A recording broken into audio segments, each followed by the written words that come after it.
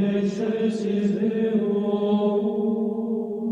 et in terra paz omnibus bone voluntas. A paz de nosso Jesus Cristo, o amor da Virgem Maria, o cuidado e a proteção de São José estejam hoje e sempre no seu coração. Que Deus te abençoe, te guarde e te ilumine. Vamos aqui iniciar a nosso momento também aqui de formação através desse livro, né, o Castelo Interior ou Moradas, né, escrito por Santa Teresa de Jesus, Santa Teresa d'Ávila. Para isso vamos invocar a doce e poderosa presença do Divino Espírito Santo. Vinde, Espírito Santo, enchei os corações dos vossos fiéis e acendei neles o fogo do vosso amor. Enviai, Senhor, o vosso Espírito, e tudo será criado e renovareis a face da terra. Oremos, ó Deus, que instruísse os corações dos vossos fiéis, com a luz do Espírito Santo, fazer que apreciemos retamente todas as coisas, segundo o mesmo Espírito, e gozemos sempre de sua consolação por Cristo Senhor nosso. Amém.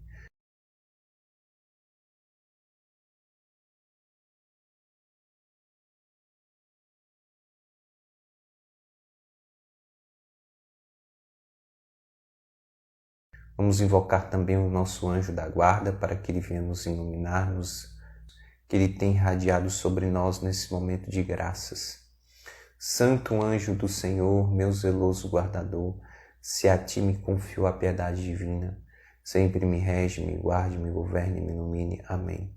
Vamos pedir também a intercessão poderosíssima da Virgem Maria, que ela venha irradiar sobre nós sua presença doce, sua graça, sua misericórdia, que se une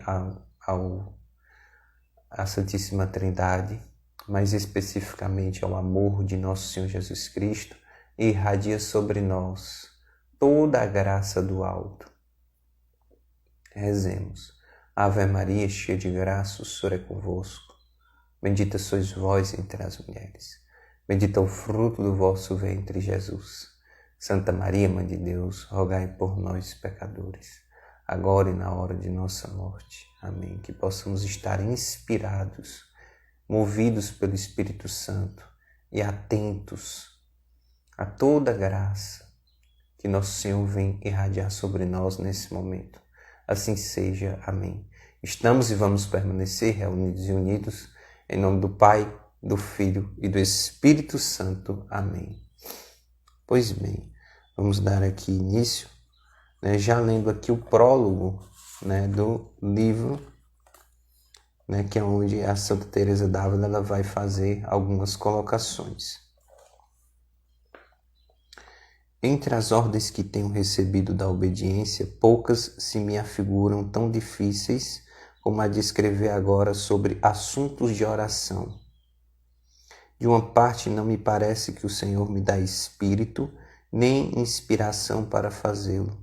De outra, ando há 3 meses com tanta zoada e fraqueza na cabeça, que me custa muito escrever, até para negócios indispensáveis. Entendendo, porém, que a força da obediência costuma facilitar o que parece impossível, de muita boa vontade resolvi aceitar o trabalho, embora com bastante relutância, é que não recebi do Senhor a virtude de suportar contínuas enfermidades e múltiplas ocupações, sem grande contradição da natureza. Assista-me com sua graça aquele que tem feito outras coisas mais difíceis em meu favor. Em sua misericórdia confio. Pouco mais saberei acrescentar ao que já tenho dito de outras vezes em escritos que empreendi por obediência. Receio repetir as mesmas coisas. Sou como os papagaios. Aprendem a falar e só sabem dizer as palavras sempre ouvidas, repetindo-as constantemente. Assim acontece comigo ao pé da letra. Se o Senhor quiser que eu diga alguma coisa nova, Sua Majestade mesmo me dará sua luz, ou então me trará à memória o que me fez dizer de outras vezes.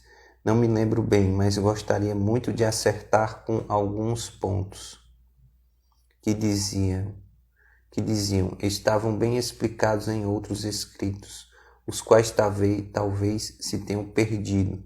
Com isso já me contentaria. Se nem essa graça o Senhor me conceder, se ninguém tirar proveito de minhas palavras, ficarei com o lucro de ter me cansado e aumentado a dor de cabeça por amor da obediência. E assim começo a cumprir esta obediência hoje, festa da Santíssima Trindade do ano de 1577, neste mosteiro de São José do Carmo de Toledo, onde atualmente me encontro, sujeito-me em tudo ao parecer das pessoas muito doutas que me mandaram escrever. Se alguma coisa não estiver conforme a doutrina da Santa Igreja Católica Romana, será por ignorância, não por malícia. Pela bondade de Deus, sempre estive no passado e estarei no futuro sujeita à Santa Igreja. Seja Ele para sempre bendito e glorificado. Amém. Quem me mandou escrever disse que estas monjas do nosso mosteiro de Nossa Senhora do Carmo têm necessidade de quem lhes esclareça algumas dúvidas em matéria de oração. Na sua opinião, ninguém lhes poderia fazer tanto bem como eu, se acertar em dizer alguma coisa. Visto as mulheres se entenderem melhor umas às outras, estas irmãs me terem tanto amor. Em tudo que escrever, irei como que conversando com minhas irmãs. Seria desatino pensar em fazer bem a outras pessoas. Nosso Senhor não me fará pequena mercê se isto servir a alguma delas para louvá-lo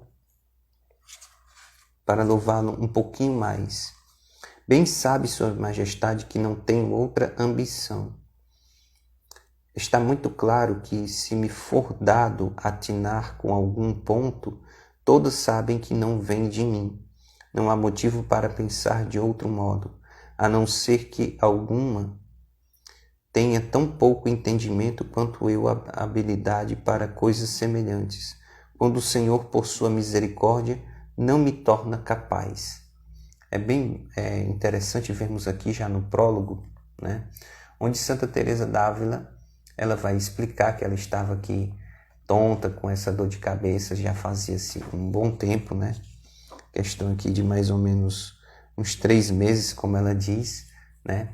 E mesmo assim ela se disponibiliza por obediência a escrever algo que ela achava, vamos dizer assim, que talvez nem fosse digna, né? Ela se achava talvez nem tanto assim capaz de escrever, de abordar, mas ela, confiando na misericórdia e no agir de Deus e do Divino Espírito Santo, né, ela então inicia, né, por amor e caridade, principalmente baseada na santa obediência, em repassar essa forma de oração, né, esse caminho, vamos dizer assim, da contemplação, a via da contemplação, esse caminho perfeito de contemplação, apesar de ser aqui falando do castelo interior, mas, né, a gente pode ver também uma unidade com outro escrito dela, né, que é o caminho de perfeição.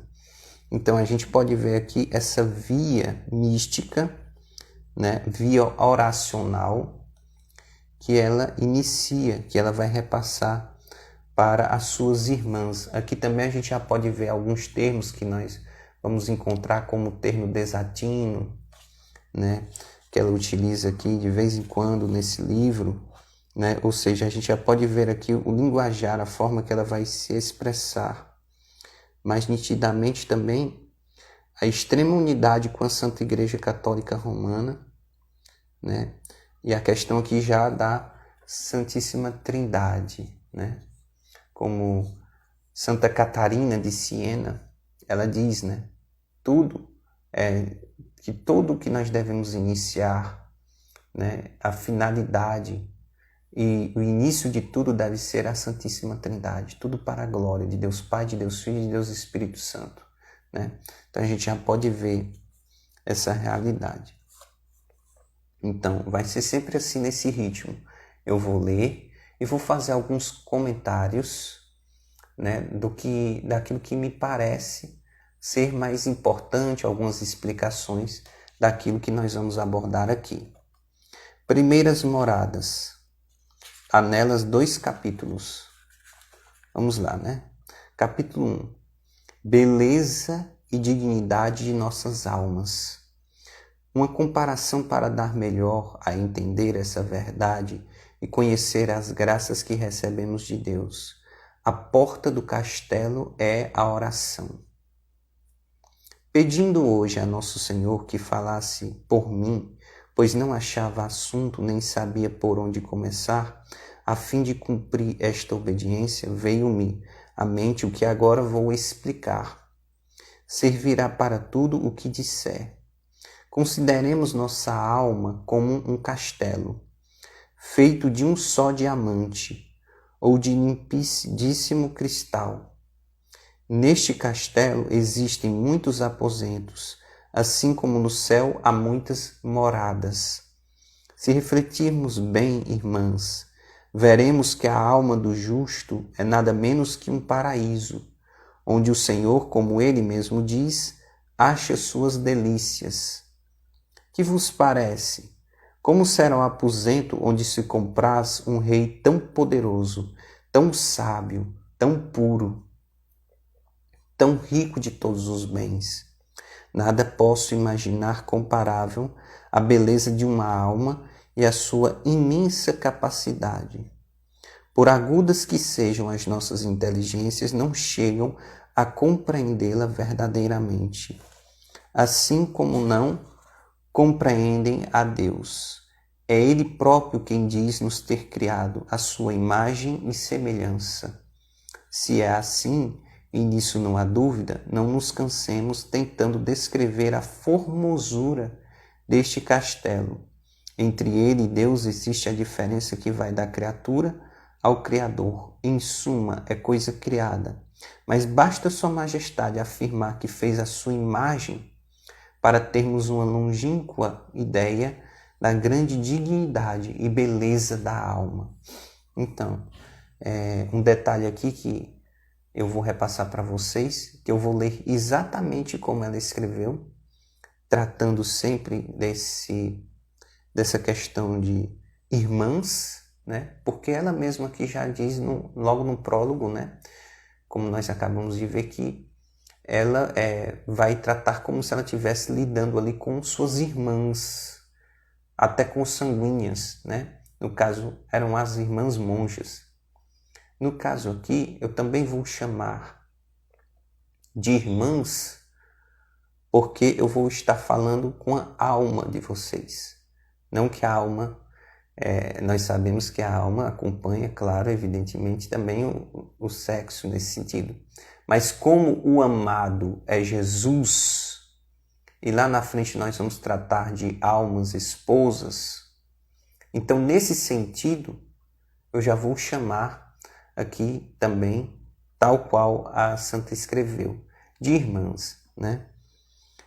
Nós podemos ver aqui que ela fala que a alma humana ela é um castelo interior de belíssima beleza, uma imagem, né, do Criador.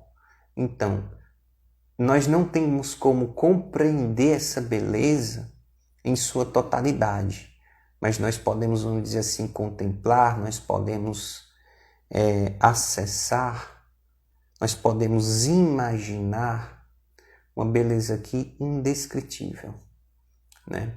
Também um outro detalhe é que ela vai falar sobre esse limpidíssimo cristal, como se fosse um castelo, onde interiormente é um limpidíssimo cristal, né? Realmente ali, equiparando com aquilo que eu tinha falado outrora, é como um castelo que dentro dele ele é todo espelhado, né? com um espelho cristalino, né? Com uma beleza imensurável, porque ele mesmo se reflete, né?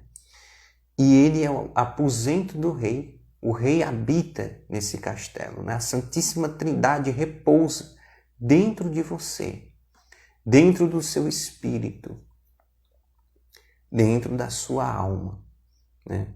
Os muros do castelo interior seriam o nosso corpo físico, que também é importante nós zelarmos, né?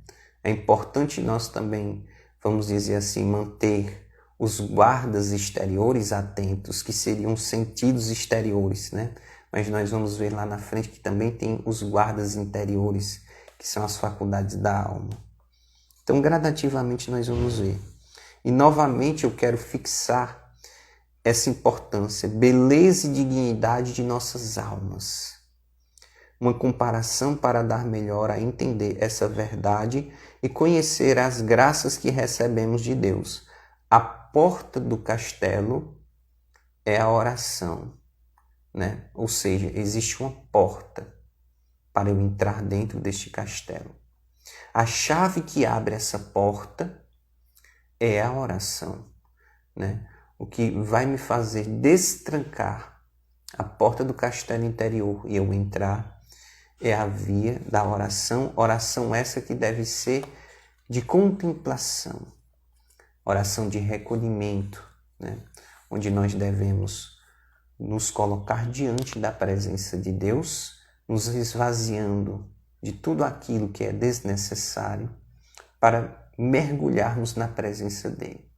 Gradativamente nós vamos ver isto. Continuando agora aqui, não é pequena lastima e confusão não nos entendermos a nós mesmos por nossa culpa, nem sabermos quem somos. Se perguntássemos a uma pessoa quem ela é e não soubesse responder nem dizer quem foi seu pai, sua mãe ou a terra em que nasceu, seria grande ignorância, coisa mais própria que animal que de homem. Bem maior, sem comparação, é a nossa insensatez, desconhecendo o nosso valor e concentrando toda a atenção no corpo. Sabemos muito por alto que nossa alma existe, porque assim ouvimos dizer e a fé nos ensina. Mas existe porque assim ouvimos, mas as riquezas que há nesta alma, seu grande valor, quem nela habita, eis o que raras vezes consideramos. O resultado é não fazermos caso de sua beleza, nem procurarmos com todo cuidado conservá-la. Todos os desvelos se consomem no grosseiro engaste nas muralhas deste castelo, que são os nossos corpos. Ou seja, né, muitas vezes nós gastamos mais tempo, né, preocupados com os muros do castelo interior, né, que representa o corpo. Ou seja, passeamos ao redor do castelo, né, cuidando ali do corpo. E não entramos dentro deste castelo. Muitas vezes, inclusive, o desconhecemos, né, totalmente. E ali não vai ter como nós apreciarmos as belezas interiores, as riquezas que existem dentro deste castelo interior e o próprio, né, vamos dizer assim, a majestade, né, que aí habita, né, que habita dentro de você, a Santíssima Trindade. Então é preciso nós nos conhecermos. Eu diria aqui, iniciarmos um processo em que nós entramos dentro de nossa alma. É um processo em que a alma entra dentro de si mesma e inicia um processo de autoconhecimento em Deus. À medida que eu vou conhecendo Deus, eu vou me conhecendo. Eu vou vendo a grandeza dele e vou vendo a minha pequenez, né? Vou vendo a perfeição dele e vou vendo a minha imperfeição, né? Então seria mais ou menos assim. É um processo de autoconhecimento também de si, né? da sua própria alma, que muitas vezes nós ouvimos falar, mas muito raramente nós verdadeiramente conhecemos e vivenciamos e passeamos dentro dessa alma, né? Vamos lá. Consideremos agora como este castelo tem muitos aposentos ou moradas, umas no alto, outras embaixo, outras dos lados. No centro, no meio de todas estas está a principal. Se passam as coisas mais secretas entre Deus e a alma, ou seja, Santa Teresa d'Ávila aqui, ela já nos ensina que existe dentro do castelo interior muitas moradas, né? Algumas no alto, outras embaixo, outras dos lados, no centro, no meio de todas está a principal, onde se passam as coisas mais secretas entre Deus e a alma. É como São João da Cruz diz, né? No centro mais profundo, no mais íntimo do nosso ser, ali se encontra o aposento da nossa majestade, né? O aposento de Deus, onde se passam as coisas mais secretas entre Deus e a alma, né? E a alma humana. É preciso prestar muita atenção a esta comparação. Por meio dela, talvez queira Deus que eu explique algumas das graças que Ele concede às almas e a diferença entre essas graças. Desejo explicar tudo até onde me for dado fazê-lo. São tantas e tamanhas as graças que ninguém seria capaz de conhecê-las todas, quanto menos eu, que sou tão ruim. Quanto a vós, se as receberdes do Senhor, sentireis grande consolo, sabendo que Ele as pode fazer. Quem não as experimentar terá motivos para louvar. Quem não as experimentar, né, sabendo que Ele pode fazer, quem não as experimentar terá motivos para louvar a infinita bondade de Deus. Como não nos prejudica pensar na glória do céu e na felicidade dos bem-aventurados, antes nos causa alegria e nos estimula a alcançar o que eles gozam. Assim também não nos prejudica sabermos que é possível, ainda neste desterro tão grande, Deus comunicar-se a vermezinhos asquerosos como nós. Será ocasião para amarmos uma bondade tão excessiva e misericordiosa, tão sem limites. É interessante nós vermos aqui, né, que Santa Teresa d'Ávila, ela já se chama de ruim, né? Ela se reconhece como ruim e ela aqui já nos convida, né, a reconhecermos as nossas misérias e a nos chamarmos de vermezinhos, pequenos vermezinhos, né? Nos colocarmos nessa pequenez, nesse estado de humildade. A humildade não é você se rebaixar, não.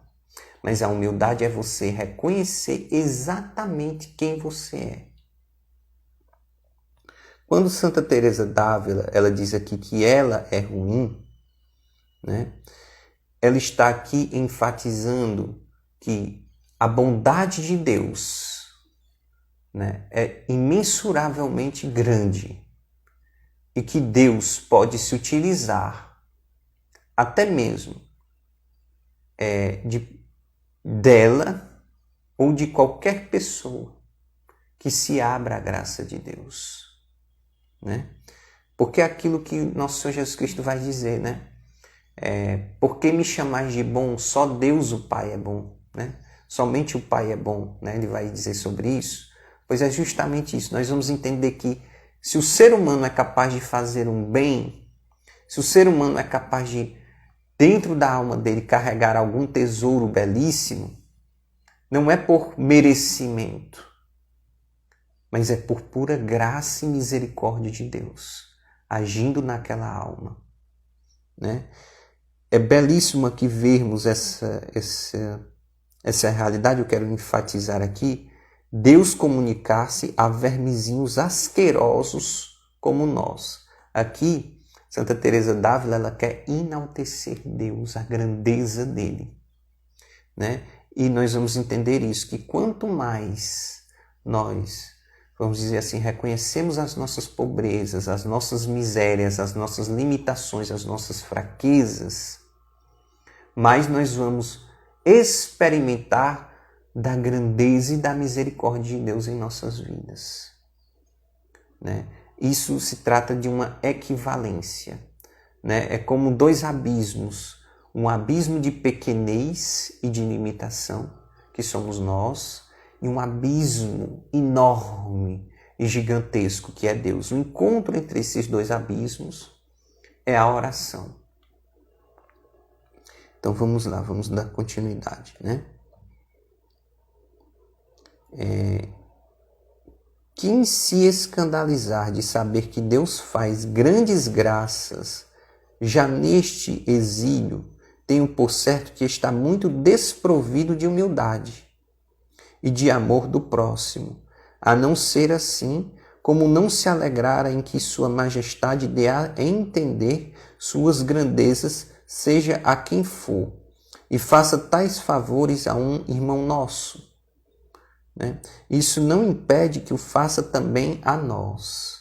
Ou seja, Santa Teresa d'Ávila, que ela diz que nós podemos, né, ter a compreensão de certas moradas, de certos conhecimentos, né, que Deus ele pode muito bem revelar as suas grandezas a almas, né, mesmo que essas almas ainda, vamos dizer assim,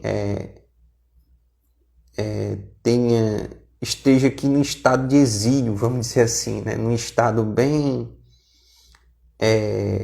vamos dizer assim, de uma caminhada inicial, né? Mesmo que seja uma alma, vamos dizer assim, que ainda está iniciando, né, a via espiritual. Ainda assim, Deus, ele, em sua infinita misericórdia e infinita bondade, ele pode dar, né, a revelar, a conhecer suas grandezas para aquele nosso irmão, né, poder repassar. Aqui eu me encaixo tranquilamente com isso aqui, né? Aqui eu me coloco justamente como alguém que às vezes pode até se encontrar em exílio, mas que Deus, né, em sua infinita misericórdia e bondade, né, me deu esse favor, me deu essa graça de poder abordar esse conhecimento e repassar para vocês.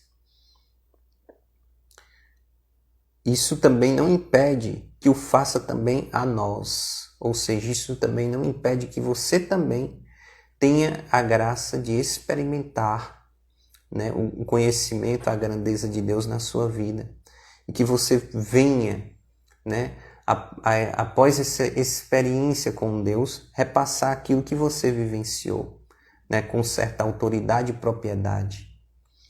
Algumas vezes agirá dessa forma para manifestar sua grandeza a quem lhe apraz, como declarou a respeito do cego, a qual deu vista, quando os apóstolos lhe perguntaram se aquela cegueira era devida aos próprios pecados ou aos de seus pais.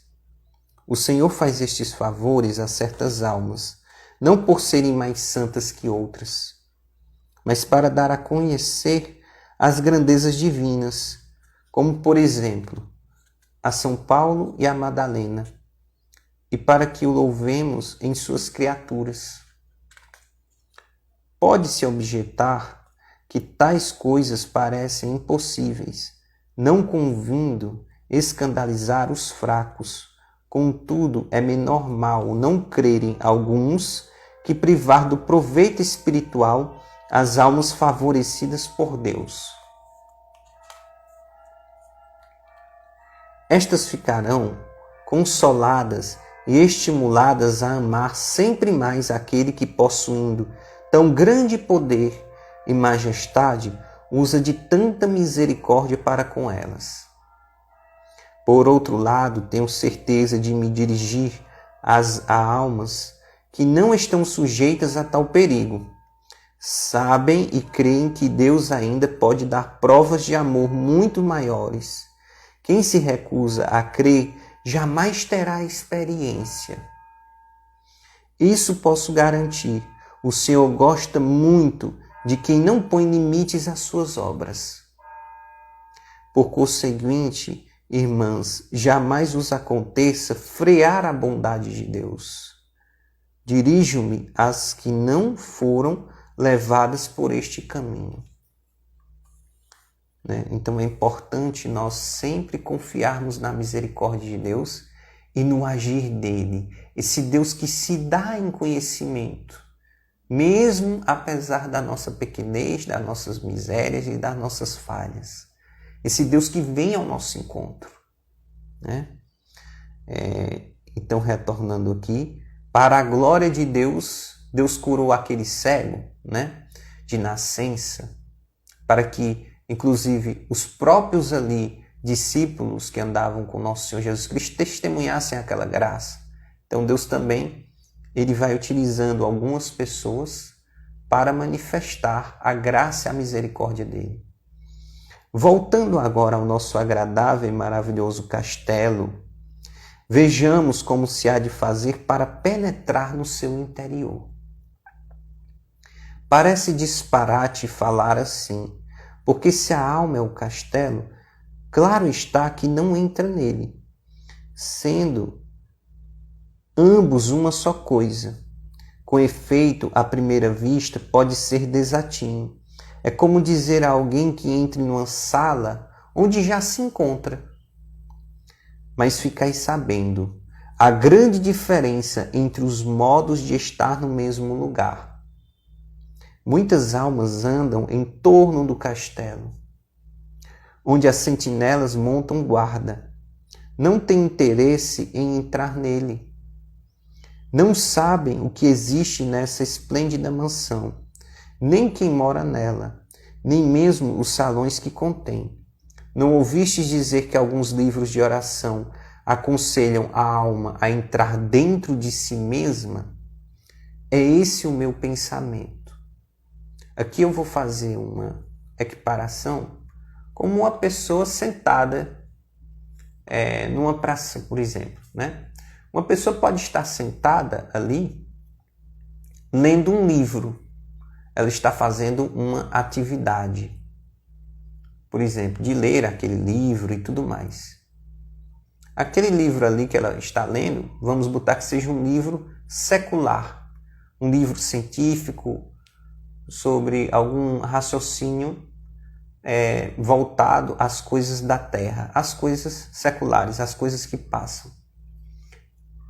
As pessoas vão passar, vão observar aquilo. A pessoa está ali sentada lendo aquele livro,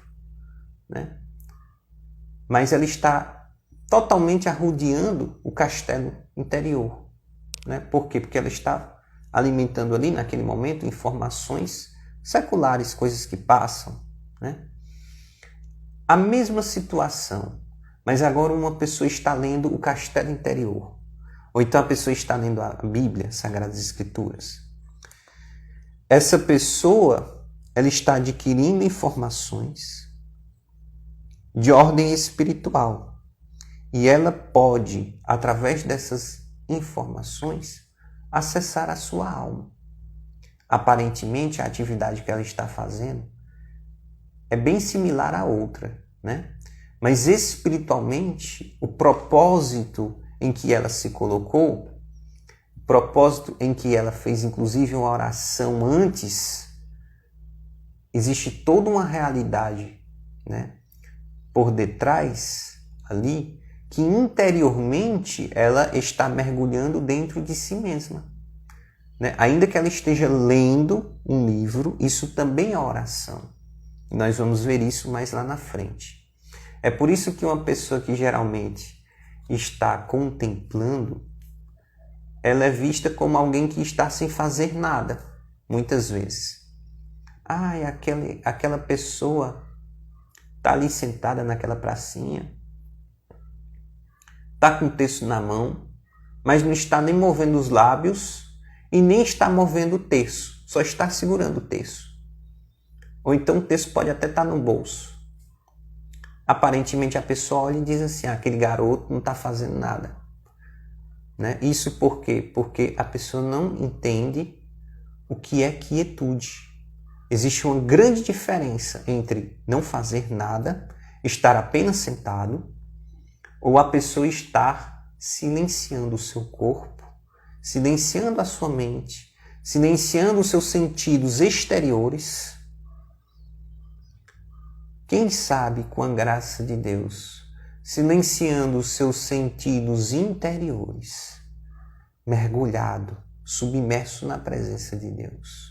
Aparentemente, se reflete a mesma coisa, mas interiormente são atividades totalmente diferentes. Uma coisa é a pessoa não fazer nada, aparentemente, estar sentada ali, observando as coisas que vai acontecendo ao seu redor, aquela coisa toda. E outra coisa, a pessoa está sentada, mas está conectada com a Santíssima Trindade. Então vamos retornando aqui. Uma pessoa muito douta dizia-me há pouco tempo que as almas sem oração são semelhantes a um corpo entrevado ou paralítico. Embora tenha pés e mão, não os pode mover. É bem verdade. Há almas tão enfermas e tão mergulhadas nas coisas exteriores que dão a impressão de não haver remédio, nem possibilidade de as fazer entrar em si mesmas. É tal a força do costume de tratarem continuamente com as servadígias e feras das cercânias do castelo que já se tornaram, por assim dizer, semelhantes a elas. Embora tão rica de natureza, capazes de conversar com o próprio Deus, não há remédio que lhes valha. Se não procuram entender e remediar sua extrema miséria, olhando para si, tornam-se estátuas de sal, como aconteceu à mulher de Ló, por voltar a cabeça e olhar para trás. Ou seja, aqui Santa Teresa d'Ávila está falando de pessoas que rodearam tanto ao redor do castelo, tanto e fizeram, infelizmente, amizades com as servadígias, com as feras. Esses termos vocês vão ver que no livro se apresenta várias vezes, que chega-se ao ponto de aparentar-se, né, com elas.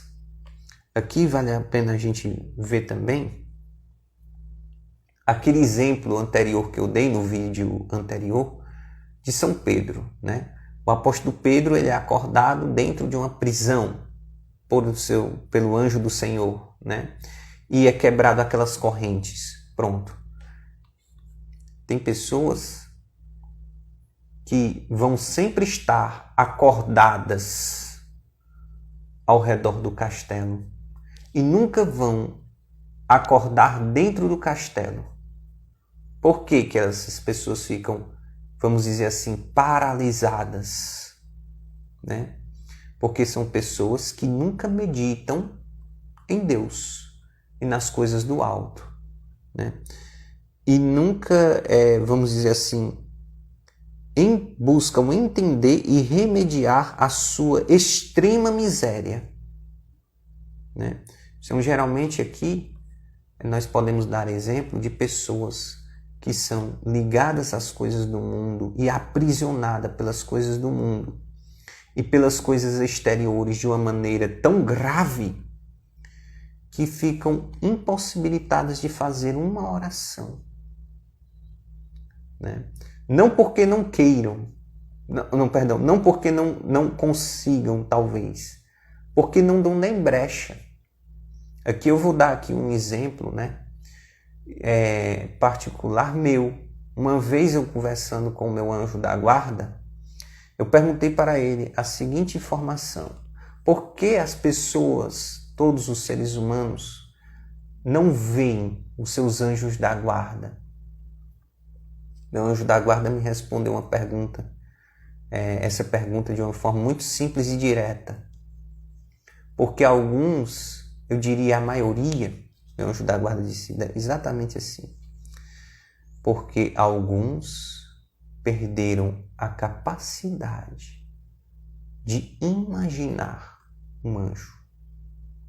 Quer dizer, estão tão submersos nas coisas do mundo que não conseguem nem imaginar um anjo. Perderam essa capacidade. O que dirá ter a graça de contemplar um? Isso, claro que eu estou falando aqui, de literalmente assim, para vocês poderem entender. A oração é a contemplação, sobre Deus. A oração é a elevação da alma a Deus. Então, olhem só, como é que uma pessoa vai entrar nesse mistério se a pessoa sempre vai ficar rodeando ao redor do seu castelo interior, como se o que importasse fosse simplesmente o corpo, ignorando totalmente a alma.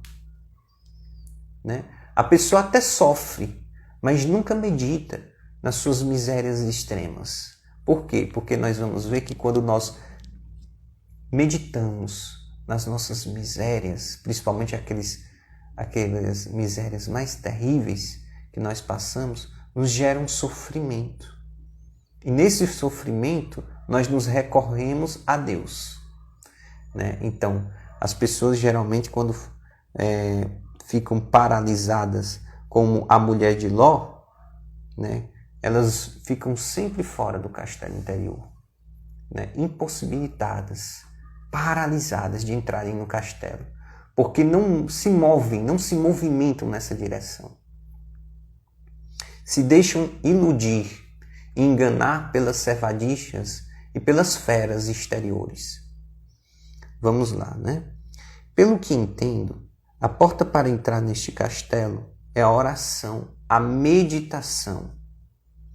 Não digo oração mental, mais que vocal. Para ser oração é necessário a reflexão. Não chamo oração mexer com os lábios, sem pensar no que dizemos, nem no que pedimos, nem quem somos nós, nem quem é aquele a qual nos dirigimos. Algumas vezes poderá acontecer isso a pessoas que se esforçaram por rezar bem, mas será por motivos que se justificam e será boa a oração. Às vezes, às vezes a pessoa pode muito bem estar orando e ser guiada a contemplar a si, Estar orando e ser guiada a contemplar os mistérios de Deus. E aí sim é válido, é maravilhoso. Mas a oração, ela é basicamente uma reflexão interior. É o entrar dentro deste castelo interior. É o fazer um trato, um diálogo com Deus. Nós vamos ver isso gradativamente. Porém, o costume de falar a majestade de Deus como quem fala a um estranho, dizendo o que lhe vem à cabeça sem reparar se está certo, por ter decorado ou repetido muitas vezes, a isso não tenho em conta em oração. Não permita, Deus, que cristão algum reze desse modo. Entre nós, irmãs, espero em sua majestade, jamais haverá tal. Nosso costume é tratar de coisas interiores, o que é muito bom, para não cair em semelhantes brutezas. Não me refiro a almas tolhidas como o enfermo que jazia há 30 anos na piscina. Estas, se o próprio Senhor não vier e mandar que se levantem, são bem desventuradas e correm grande perigo. Dirijo-me às almas que querem entrar no castelo. Embora muito metidas no mundo, têm bons desejos, encomendam-se uma vez por outra a Nosso Senhor. Refletem um pouco sobre si mesmas. Não muito detidamente, no espaço de um mês, um dia ou outro, rezam distraídas com 1000 negócios a lhes encherem o pensamento. A eles estão de tal modo apegadas que o coração se lhes vai, como se costuma dizer, para onde está o seu tesouro. de quando em quando procuram libertar-se. Já é grande coisa o próprio conhecimento e reconhecer que não caminham bem para acertar finalmente com a porta do castelo. Acabam entrando nas primeiras salas de baixo. Juntamente com elas entram tantas servadijas que nem lhes deixam ver a beleza do castelo, nem lhes dão sossego. Entretanto, foi muito terem entrado. Achareis, filhas, que tudo isso sai do assunto. Pela bondade do Senhor, não sois deste número. Tendes paciência. A não ser deste modo, não saberei explicar algumas coisas íntimas de oração. Como as tenho entendido, e praz a Deus que ainda acerte em dar-vos alguma ideia do que vos quero explicar. Quando não há experiência, é assunto difícil de entender. Se a tiverdes, vereis que não posso deixar de referir-me a certos pontos que permita o Senhor, por sua misericórdia, nunca nos digam respeito. Então, aqui nós podemos ver com tranquilidade, que a oração é um estado de reflexão, uma reflexão interior, um trato com Deus, um trato como alguém que eu vou conhecer. Não tratar Deus como um estranho em que eu já tenho aquilo pronto. Não. É sempre se colocar nesse estado de humildade, onde eu vou conhecer o meu amado, E à medida que eu vou o conhecendo, eu vou me conhecendo. É um caminho também de autoconhecimento, porque é reflexo de Deus, Eu vou me abrindo à graça e o agir dele. Ou seja, existem algumas pessoas que até podem entrar no castelo interior, mas quando entram, ainda estão tão presas às coisas mundanas, com a cabeça tão lotada de distrações, que a pessoa se apega a essas distrações e fala de si, fica presa a si e não consegue ter um olhar voltado para o céu. Como São Carlo Acutis dizia, a felicidade é um olhar voltado para o céu. Assim também a oração é esse estado de elevação da alma.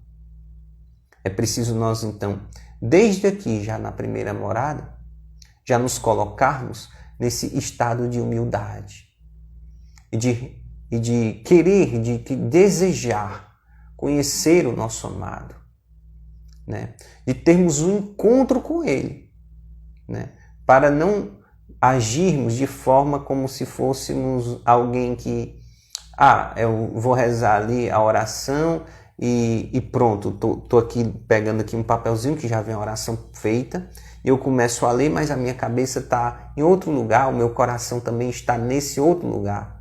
Aí não funciona, Não é dessa maneira. Também nós vamos ver a oração na questão de recolhimento, Cada vez mais recolher, fechar os olhos, se inclinar. Esses gestos exteriores, eles são importantes na nossa oração, tá? Nós vamos ver isso gradativamente. Vamos aqui a deformidade da alma em pecado mortal. Aprove a Deus dado a entender em parte a uma pessoa o próprio conhecimento. É capítulo proveitoso, encerra alguns pontos dignos de nota, como se hão de entender estas moradas. Antes de passar adiante, façamos uma consideração sobre este castelo tão resplandecente e formoso, esta pérola oriental, árvore da vida, plantada nas águas vitais da própria vida, Deus, que acontece quando se comete algum pecado mortal. Não há trevas mais densas, nem coisa mais escura e negra. A tudo excede sua escuridão. Basta dizer que o mesmo sol, que lhe dava tanto esplendor e beleza, está ainda no centro da alma. Tanto mas é como se aí não estivesse. Como o cristal tem aptidão para refletir o esplendor do sol, a alma ainda possui a capacidade de desfrutar a suprema felicidade comunicada por Sua Majestade. Contudo, não participa mais da luz divina, que em nada lhe aproveita. Estando em pecado mortal, todas as boas obras que faz não lhes trazem merecimento algum para alcançar o céu, nem são agradáveis a Deus. Não procedem daquele princípio pelo qual nossa virtude é virtude, isto é, Deus. Procedem de uma alma apartada dele. Em suma, a intenção de quem está em pecado mortal não é a de contentar o Senhor, e sim de dar prazer ao demônio. Sendo este as próprias trevas, a pobre alma torna-se tenebrosa, trevas como ele. Então, eu vou na questão do livro, né? Eu vou parar aqui e vou dar algumas explicações. Aqui nós podemos ver o perigo que é e quão terrível é o pecado mortal. Santa Teresa d'Ávila, ela está falando aqui, não necessariamente somente de quem pratica o pecado mortal, mas de quem o pratica deliberadamente e está preso a ele. Essas pessoas que estão presas ao pecado mortal, elas então se tornam almas indiferentes com Deus. São essas almas que, quando vão entrar em oração, se conseguirem entrar no castelo interior, quando entram no castelo interior, trazem junto de si servadijas e feras terríveis. E tratam a Deus como um estranho. Por que tratam a Deus como um estranho? Porque não mergulham na misericórdia dele, na misericórdia de nosso Senhor Jesus Cristo. Não se desapegam do pecado mortal. O coração delas está ligado a uma vida de pecado e pecados graves, os pecados mortais. Tratam a Deus com indiferença, né? É preciso, então, aqui nós entendermos o que é esse pecado mortal, né? O que o pecado mortal ele gera na alma. Então a alma, Santa Teresa d'Ávila, ela vai dar esse exemplo, que dentro de nós é como se existisse um sol. Como não existe o sol cristalino, o sol eucarístico, que irradia seus raios dentro do castelo, dentro do centro do seu ser, para toda a sua alma, todo o seu castelo, que é cristalino. Mas quando uma alma ela está em pecado mortal, é como se aí o sol não estivesse mais. A sala fica totalmente escura. Mas nós vamos ver lá na frente que mesmo a sala estando escura, possui graças, né? Que Deus irradia e tudo. Por isso ela vai dar ênfase que sempre devemos orar, estejamos digamos assim, em pecado, em estado de pecado mortal ou não. A oração, ela precisa estar sempre orando, porque é na oração que eu sou curado, na oração que eu sou abraçado por Deus, na oração que eu recebo a graça de ser curado, de ser amado, de ser santificado, né? De ser purificado, né? E de eu receber o toque da graça de Deus para me levar aos sacramentos, para me levar ao encontro, né, da graça de Deus. E aí restabelecer essa amizade com Deus, né? Então, é importante orar sempre, não importa se você estiver em pecado mortal ou não. É importante estar sempre se colocando na presença de Deus. Agora, o que é grave, o que é terrível, são as pessoas que se encontram em pecado mortal e, por se encontrarem em estado pecaminoso, em estado de pecado mortal, não se esforçarem nem um pouco, para entrarem no castelo interior e aí permanecerem. Isso daí é grave. Por quê? Quando essas almas entram, elas entram junto com os servadistas, junto com as feras. Então a coisa se torna uma bagunça, né? Seria equivalente aqui, gente, os ímpios. Uma pessoa que é um ímpio, né? O ímpio é diferente do pecador. O pecador, ele tem uma vida de pecado, mas ele se arrepende e ele busca se acertar com Deus. Ele busca refazer a aliança com Deus, a amizade com Deus, né? E ele clama a misericórdia de Deus, ele se abre à ação da misericórdia de Deus e se converte, né? E se converte. É uma luta, mas ele está buscando a presença de Deus. O ímpio é aquele que, além de ser amigo do pecado, né? Além de ser amigo do pecado, tratam a Deus e as coisas de Deus com indiferença. Ou seja, se forem buscar a presença de Deus, eles entram e vão tratar ali como se fosse um estranho. Como se Deus fosse alguém estranho, né? Que eles não conhecem. Eu acho interessante isso, né? Muitas pessoas hoje em dia, elas dizem conhecer Jesus. Quando chegar o grande dia, nosso Senhor Jesus Cristo vai dizer, né, para muitas pessoas, né? Muitos chamam Senhor, Senhor, né? Mas poucos são aqueles que vão fazer as obras de caridade, as obras verdadeiras. Por quê? Porque verdadeiramente só é possível nós amarmos o próximo se nós nos permitirmos sermos amados por Deus. Esse é o caminho, ser amado por Deus, e movido por esse amor a Deus, eu sou movimentado a fazer as obras de caridade para os meus irmãos e irmãs. Se eu não tiver essa aliança estreita com Deus, de nada adianta. O próprio apóstolo Paulo vai abordar sobre isso, né? Que adianta eu dar minhas vestes, eu fazer tudo, dar até mesmo meu corpo para ser queimado, se não tiver o amor. O amor é Deus, é a presença de Deus dentro de si, né? Em sua graça e em sua bondade e misericórdia infinita.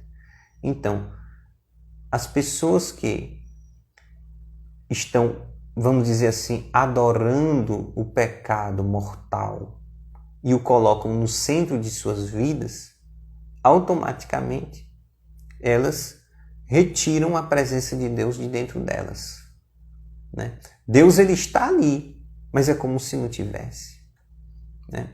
Então é preciso cada vez mais nós termos ódio do pecado, não de nós próprios e nem dos pecadores, ódio do pecado. É aí onde está a diferença, né? Cada vez mais adquirirmos o ódio ao pecado mortal, né? O pecador, o miserável pecador, é aquele que cai em erro, mas odeia o seu pecado, né? Esse daí é um miserável pecador, um pobre pecador, né? Que busca arrepender-se e se acertar com Deus sempre. O ímpio é orgulhoso, né? Além de achar que aquilo não é pecado, mesmo que sua consciência o avise de que é, ele ignora essa informação, ele ignora o toque da graça e da misericórdia de Deus, né? E ele vai se fechando ao agir de Deus, né? Então, quando ele vai fazer a oração, ele fala mais de si do que fala com Deus, né? Ou seja, quando ele entra em oração, se entra em oração dentro do castelo interior, quando ele entra dentro do castelo interior, quando Deus o convida, quando Deus o concede essa graça, ele não entra sozinho, ele entra junto com os servadistas, junto com as feras. vamos dizer aqui, que representam os pecados mortais e os pecados veniais. Entra logo com tudo, né? Então, basicamente é isso, né? O castelo interior é a sua alma, né? E para você entrar dentro do castelo interior, existe uma chave, que é a chave da oração. Foi muito bom ter partilhado com você. Fique na paz de nosso Senhor Jesus Cristo, no amor da Virgem Maria.